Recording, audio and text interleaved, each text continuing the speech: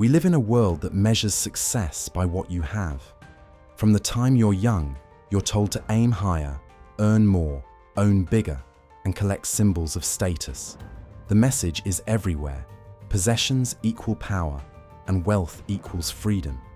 Yet so many people who achieve it discover an unsettling truth. They have more, but feel less. They own the things they wanted, but the things seem to own them. They're busy, anxious, and afraid of losing what they've gained. This is not a new story. Centuries ago, wise thinkers saw the same trap and asked a different question. What if true freedom is not about having more, but needing less? Before we dive deeper into this, take a moment to subscribe to this channel so you don't miss future videos like this. Together, we're building a space where ancient wisdom becomes a guide for living with more clarity, purpose, and freedom. The first shift begins with understanding that wealth itself is neutral. Money is a tool, not a master. It can provide safety, options, and opportunities. But beyond a certain point, it can also become a chain, a source of endless comparison, worry, and hunger for more. The problem isn't money itself. It's the attachment to it, the belief that your worth is tied to your net worth. When you identify with what you own, you live in fear. Fear of loss, fear of judgment, fear of never having enough. Real freedom begins when you untangle your identity from your possessions. The second shift is recognizing the difference between abundance and excess. Abundance is having what you need to live well and generously.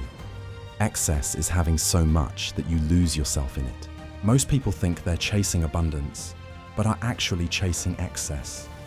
They want more, not because they need it, but because others have it, or because they're afraid of falling behind. This endless chase leaves them exhausted and distracted from what truly matters. When you practice gratitude and simplicity, you discover that abundance is already within reach, often with far less than you imagined. Another lesson is to understand the true cost of wealth.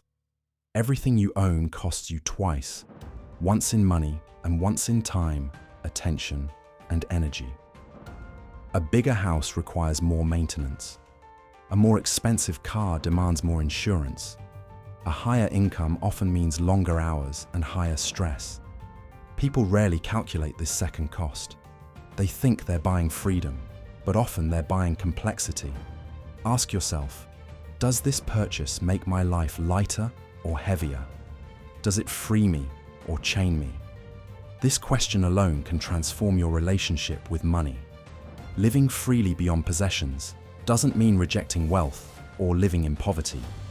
It means mastering your relationship with money so that it serves you instead of ruling you. Use it to create stability, to support your growth, to help others. But never let it define your worth or dictate your choices. The moment you can walk away from something you don't truly need, you begin to feel the lightness of freedom. Wealth stops being a trap and becomes a tool. This mindset also changes how you view generosity. When you're obsessed with accumulating, generosity feels like loss. When you're free from attachment, generosity feels like strength. You give without fear because you're not giving away your identity. You're simply sharing what flows through you. This kind of generosity doesn't weaken you, it expands you.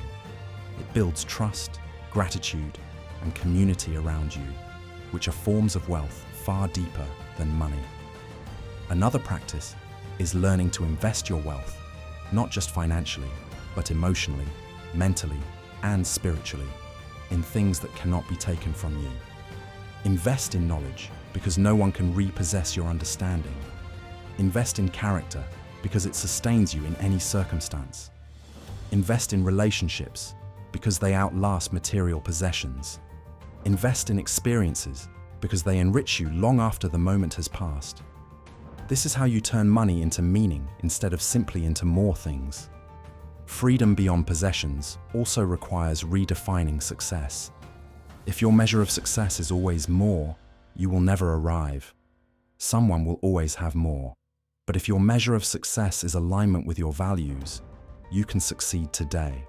You can wake up already wealthy because you're living on your own terms, not chasing someone else's dream. This redefinition is radical in a culture built on comparison, but it's also liberating. You stop running in a race you never wanted to enter. This path also asks you to reflect on your fears. Many people hoard wealth because of fear. Fear of the future, fear of scarcity, fear of being unprotected. But fear is never satisfied. No amount of money erases it, only clarity does. When you cultivate resilience, skills, and a supportive network, you feel safe not because of what you have, but because of who you are and what you can do. This inner security is priceless. It's the kind of wealth no crash, no theft, no change in fortune can take away. Think about how much time people spend chasing possessions. Long commutes, long hours, stress, and burnout, all in the name of freedom. Yet in the process, they sacrifice the very things they're chasing: peace of mind, health, connection, and joy. When you start valuing time, energy, and presence as much as you value money, you begin to see the trade-offs clearly. You stop saying, "I can't afford to slow down," and start saying, "I can't afford to live this way." This is the moment your relationship with wealth changes from survival to sovereignty. This teaching isn't about rejecting success or ambition. It's about rooting them in something deeper. Achieve, create, and prosper, but do it with awareness. Build wealth, but don't become its prisoner. Enjoy comfort, but don't confuse it with freedom. Let your possessions serve your life, not replace it. The goal isn't to have nothing. It's to need nothing you don't truly value. In that state, wealth ceases to be a burden and becomes a blessing. As you reflect on this, remember, real wealth is not measured by how much you accumulate, but by how much you can live without while still feeling full. It's the ability to walk into any situation, with or without money, and remain grounded, generous, and free. It's the kind of wealth that grows not from your bank account, but from your mindset, your habits, and your heart. You can start practicing this today. Look around your life and ask, what am I holding on to out of fear or habit? What could I release to make space for freedom?